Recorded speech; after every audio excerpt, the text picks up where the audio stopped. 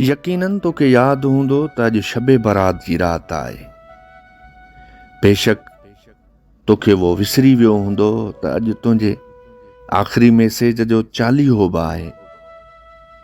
पर महबूबनि जे नज़मनि जहिड़े नेणनि खे मयार सां मेरो बि नथो करे सघिजे, छो त औरत हर दौर में मजबूर रही आहे, कॾहिं भाउ हथां, कॾहिं पीउ हथां, कॾहिं वर हथां, ऐं कॾहिं बसि मूं ॿुधो आहे त अॼु जी राति मुक़दर लिखबा आहिनि। पर तोखे सारी सुध आहे त कातिब कॾहिं पंहिंजे हक़ में लिखियो ई न आहे। ईश्वर पंहिंजी ज़िंदगी में भोगना तराशण में का कसर कान छॾी आहे। मुंहिंजो ख़ैरु आहे, आऊं ॾुखनि खे लफ़्ज़नि जो रूप ॾेई मन हल्को करे वेंदो आहियां। पर तोते कॾहिं सोचींदो आहियां त जेकॾहिं ॾुख खे का शिकिल हुजे हा त हू सरापा तो जहिड़ी हुजे हा। ए लुड़क छाणींदड़ छोकिरी, मूं उहो बि ॿुधो आहे त मोमिननि खे हिन राति में ख़ुदा पंहिंजो दीदार कराईंदो आहे। पर आऊं अॼु राति बि ईश्वर खां तुंहिंजो चहिरो ॾिसण जी इच्छा रखां थो, छो त तोखे पसण बग़ैर आऊं पंहिंजो ईमान मुकमिल नथो सम्झां। ए मन, मूं ईश्वर खे अॼु राति तोखे मुंहिंजे मुक़दर में लिखण वारी एप्लीकेशन सिंधी में लिखी मोकिली आहे। मूंखे अरबी अचे ई कोन थी। हू किथे ग़लती सां तोखे मुंहिंजे बजाए तुंहिंजे कज़न जी क़िस्मत में लिखण जो इनरत न करे छॾे।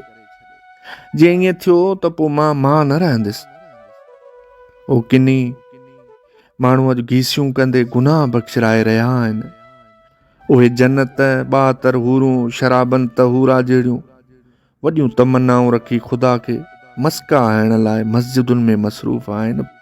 पर पिया, तुंहिंजो चरियो अॼु बि फ़क़ति हिकु इच्छा ईश्वर अॻियां खणी आयो आहे त काश तोसां निकाह थियल हुजे हा। निकाह जेको कंहिं बि वचन जो मोहताज न हुजे।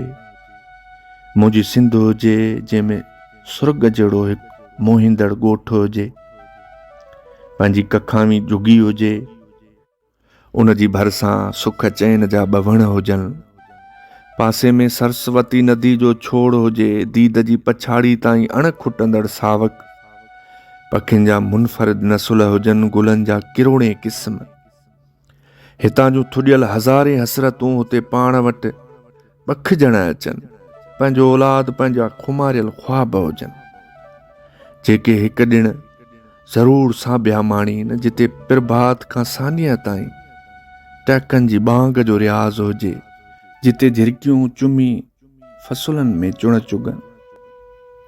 हा, उते अजरक खे मर्यादा मिलियल हुजे, बाक़ी न जन्नत हुजे, न हूरूं हुजनि, न गुलमान हुजनि, न कंहिंजी ग़ुलामी हुजे।